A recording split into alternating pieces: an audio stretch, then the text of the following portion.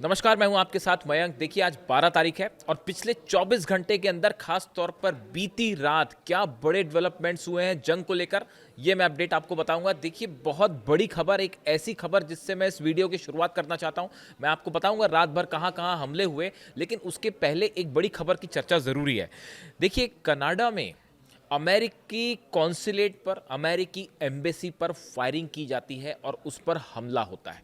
ये खबर ऐसी है जिसने एक इस पूरे अमेरिका और ईरान की जंग में एक नए एस्पेक्ट को जोड़ दिया है। देखिए, करीब 48 घंटे पहले की बात है।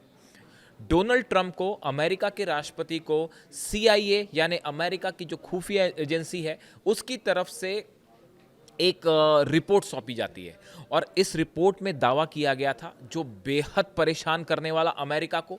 CIA ने दावा किया कि जल्द ही ईरान के कई स्लीपर सेल्स जो पूरे दुनिया में हैं, वो अमेरिकी लोगों पर हमला कर सकते हैं। अमेरिकी जो बिल्डिंग्स हैं, चाहे वो एम्बेसी हो, कॉन्सुलेट हो या फिर अलग अलग जो बैंक्स हैं, उनको निशाना बनाया जा सकता है। और इसी तरह इजराइल से जुड़े जो एसेट्स हैं विदेशों में, उन पर भी हमले हो सकते हैं। यानी CIA ने ये अंदेशा जताया कि आने वाले कुछ दिनों में पूरी दुनिया भर में अमेरिकन्स को निशाना बनाया जा सकता है, चाहे वो यूरोप हो, चाहे कनाडा हो, अमेरिका हो, या दुनिया के किसी भी हिस्से में, ऑस्ट्रेलिया ही क्यों ना हो। ये एक ऐसी खबर थी जिसने पूरे अमेरिकन एडमिनिस्ट्रेशन को, ट्रंप एडमिनिस्ट्रेशन को हिला कर रख दिया। देखिए, हमने पहले भी देखा कई बार कि कई हमले हो चुके हैं, ना सिर्फ अमेरिका में, जिस तरह से ऑस्ट्रेलिया में हमले हुए थे जूइश कम्युनिटी पर, बिल्कुल इसी अंदाज में आगे भी हमले हो सकते हैं, ऐसा CIA की तरफ से कहा गया। इस रिपोर्ट आने के ठीक 24 घंटे बाद कनाडा में एक जो काउंसलेट है अमेरिका का, इसके बाहर दो लोग आते हैं, उनके हाथ में गन थी, उन्होंने आके अंधाधुंध गोलियां चलाई, लेकिन गोली किसी को लगी नहीं। जो लोग अंदर मौजूद थे उस समय, कई लोग अमेरिकन जो एम्प्लॉयज़ थे, अमेरिकन एम्प्लॉयज़ उस बिल्डिंग के अंदर थे। ये फायरिंग होती है और उसके बाद वो वहाँ से फरार हो जाते हैं। देखिए, इस घटना ने अब CIA के इस अंदेशे को और पुख्ता कर दिया है, मजबूत कर दिया है। CIA का ऐसा कहना है कि जिस तरह से ईरान के सुप्रीम लीडर को निशाना बनाया गया, उसके बाद पूरे देश, पूरी दुनिया में इसके खिलाफ ज़बरदस्त गुस्सा देखा जा रहा है, ख़ास तौर पर शिया कम्युनिटी से जुड़े लोगों पर। और ईरान ने अब मल्टीपल लेवल पर अमेरिका से इसका बदला लेने का एक बड़ा प्लान सामने रख दिया है और अपने दुनिया भर के जो स्लीपर सेल्स हैं, उसको एक्टिवेट कर दिया है। देखिए, अगर हम देखें पिछले 24 घंटे में जो हमले हुए, मैं उसकी बात करूंगा, लेकिन इसके अलावा दो तीन बड़े इंपॉर्टेंट स्टेटमेंट आए हैं ईरान की तरफ से। ईरान ने ये कहा है, जो आपने शायद सुना भी होगा कल, इसने इस पूरी जंग के मायने बदल के रख दिए हैं। देखिए, फर्स्ट फेज की लड़ाई तो ईरान क्लियर कट जो है उसने जीत हासिल कर ली है, इसमें कोई दो राय नहीं है। जब आसमान की जंग की बात हो रही है, इस समय हालात ये हैं कि अमेरिका के पास एक भी रडार मौजूद नहीं है पूरे मिडिल ईस्ट में। जितने रडार्स थे, चाहे वो अल उदैद बेस पे था, चाहे जॉर्डन में था, चाहे कतर में हो या फिर बहरीन में हो, सबके ऊपर डायरेक्ट या तो ड्रोन स्ट्राइक्स हुई हैं या बैलिस्टिक मिसाइल अटैक हुए हैं ईरान के। पूरे रडार्स खत्म है। यानी एक प्रकार से आप देखें, जो डिफेंस सिस्टम में ईरान के ड्रोन और मिसाइल्स को रोकने का सबसे बड़ा जो हथियार था अमेरिका के पास, वो पूरे मिडिल ईस्ट में तबाह हो चुका है।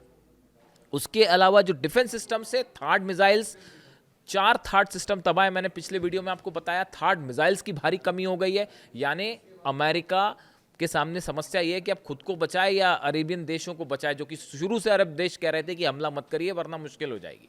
तो इन हालात के बीच में अब ईरान ने ये कहा है कि पूरे मिडिल ईस्ट में जितने बैंक्स हैं, खास तौर पर जो अमेरिकन बैंक्स हैं, यूरोपियन बैंक्स हैं, वो सब के सब ईरान के टारगेट पर हैं। ईरान ने यहाँ तक कह दिया है कि जितने अरब कंट्रीज़ हैं, चाहे आप UAE में हैं, आप दुबई में हैं, अबू धाबी में हैं, कतर में हैं, दोहा में, जहाँ हैं आप, जिस भी लोकेशन में हैं, बहरीन, कुवैत, अगर कोई भी बैंक्स हैं, आप उससे दूर रहिए। ये अरब कंट्रीज़ को वार्निंग जारी कर दी है ईरान ने। यानी अगले कुछ घंटों के अंदर या आज दिन भर में आपको इस तरह के हमले दिखाई पड़ सकते हैं, सुनाई पड़ सकते हैं कि ईरान की मिसाइल्स ने किसी बैंक को हिट किया, किसी फाइनेंशियल इंस्टीट्यूशंस को हिट किया। इसके अलावा सुनिए क्या कहा जा रहा है।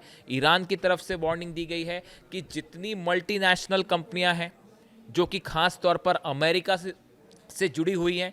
देखिए, बड़ा बिजनेस हो रहा है दुबई में, बड़ा बिजनेस हो रहा है अबू धाबी में। जितने अरब देश हैं, आप सऊदी की बात कर लें, कतर की बात कर लें, बहरीन की बात करें, आप कुवैत की बात करें, जितने देश हैं इन सब देशों में बड़े बड़े दफ्तर हैं अमेरिकी कंपनीज़ के, चाहे वो आईटी से जुड़े हों, चाहे अलग अलग कंपनीज़ हैं। ये सब के सब अब ईरान के निशाने पे हैं और ईरान का कहना है ये जितनी अमेरिकन मल्टीनेशनल फर्म्स हैं हम सब पर हमला करेंगे। यानी आप देखिए, बैंक पर हमले की चेतावनी दी गई है, मल्टीनेशनल कंपनीज पर हमले की चेतावनी दी गई है। यहाँ से ये पूरी जंग अब एक दूसरे लेवल पर एंटर कर रही है, दूसरे लेवल पर चली जा रही है। पहले तो हमले थे, आसमानी जंग हो रही थी, वो आपने देखा इजराइल का क्या हाल है। इजराइल में ऐसे भयानक हमले हुए हैं कि मतलब इतनी बड़ी तबाही है कि जिसकी तस्वीरें बाहर आएंगी। अभी तस्वीरें आपको पता ही है कि इजराइल से बाहर नहीं आती हैं, बैन कर रखा है तस्वीरें बाहर लाने पे। बताया ये जा रहा है कि ईरान अपनी जो खुर्रम शहर 4 मिसाइल्स फायर कर रहा है, उसमें 1000 किलो से ज़्यादा के वॉरहेड्स लगे हुए हैं। बीती रात फिर एक बार इजराइल पर बड़े हमले हुए हैं, खास तौर पर तेल अवीव पे, अशदोद पे, हाइफा पे।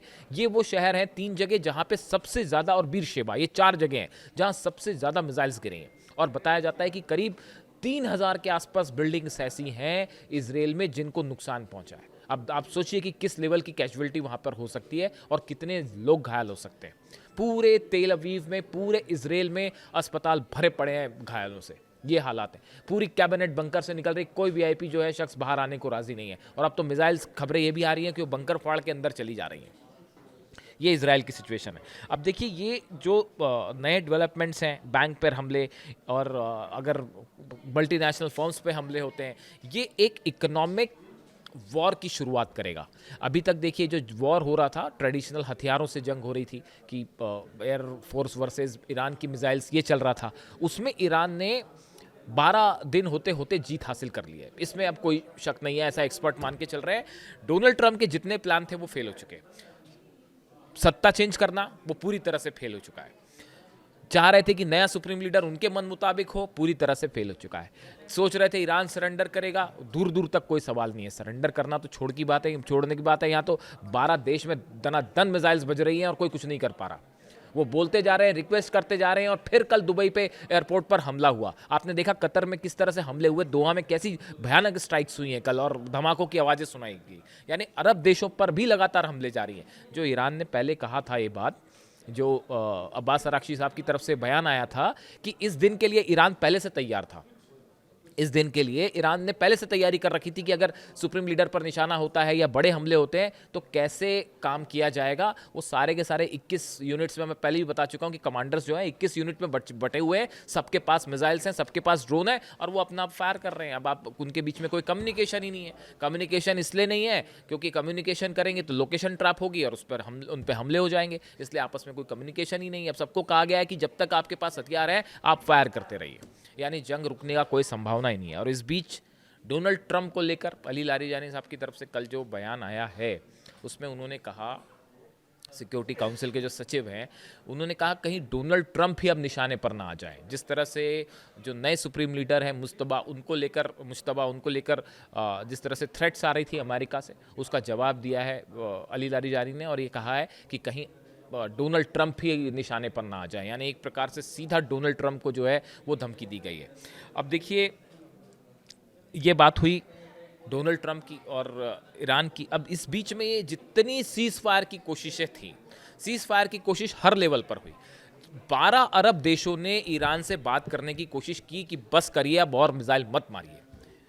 ईरान ने ब्लंटली मना कर दिया, हम आपसे इस मुद्दे पर कोई बात नहीं करेंगे, हमारी आपके नागरिकों से कोई दुश्मनी नहीं है, लेकिन आपने जो बेसिस, आपके यहाँ से फ्लाइट्स कहाँ से टेक ऑफ किए हैं अमेरिका के जेट्स, वो सब जानते हैं।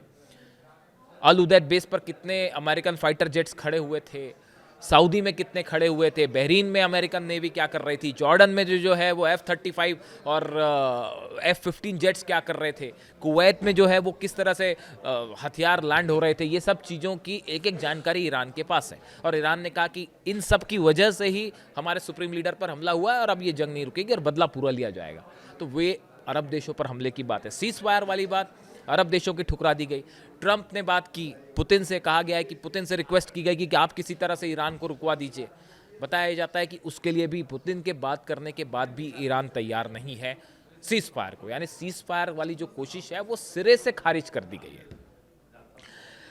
इसके अलावा देखिए हॉर्मूज की जो बात है, हॉर्मूज के नए डेवलपमेंट, कल आपने देखा थाईलैंड का जहाज जिस तरह से उड़ा दिया गया। इसके अलावा कई और जहाज हैं जिनमें आग लगा दी गई है, इस तरह की खबरें आ रही हैं।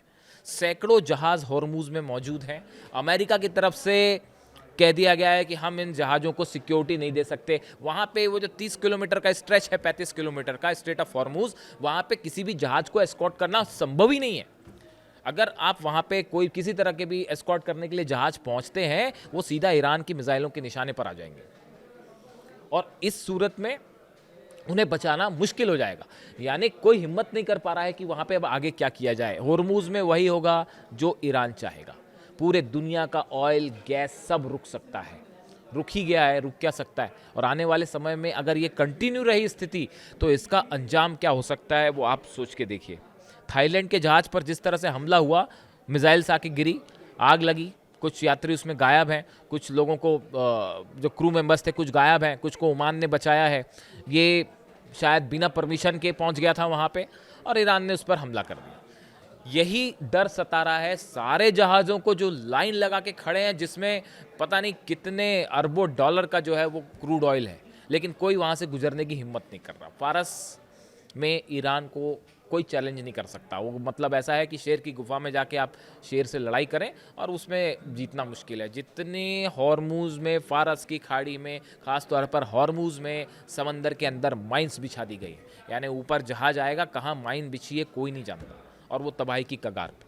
अब इस बीच में ये बड़े डेवलपमेंट रहे जो पिछले 24 घंटे में हमको देखने को मिले। अरब देशों पर हमले, इजराइल में भयंकर हमले, तेल अवीव पर निशाना साधा जा रहा है। इसके अलावा एक बहुत बड़ी खबर और है दावे को लेकर, जो इजराइल पर बड़े नुकसान को लेकर एक दावा किया जा रहा है ईरान की तरफ से। मैं कोशिश कर रहा हूँ इसको क्रॉस चेक करूँ। जैसे ही क्रॉस चेक होता है और इसकी पुष्टि होती है, अभी दावा ईरान की तरफ से, मैं सबसे पहले आपके लिए अगले वीडियो में ये खबर लाऊंगा।